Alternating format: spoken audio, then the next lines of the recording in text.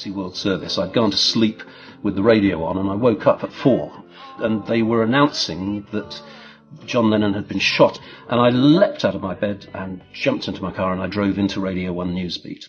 And I suddenly see in my phone book, I've got Paul McCartney's home telephone number.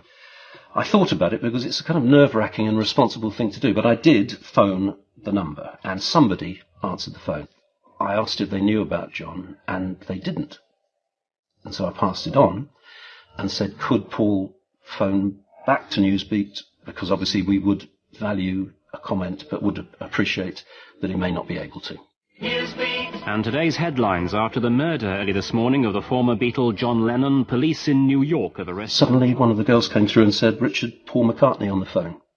So I went to the back office, the editor's office, and shut the door, and had a long conversation with Paul, who wouldn't go on air.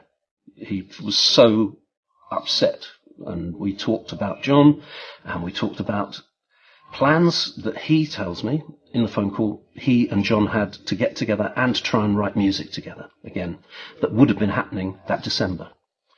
But the studio they wanted to use was booked out, so they didn't work together, and they were hoping to meet up in the new year.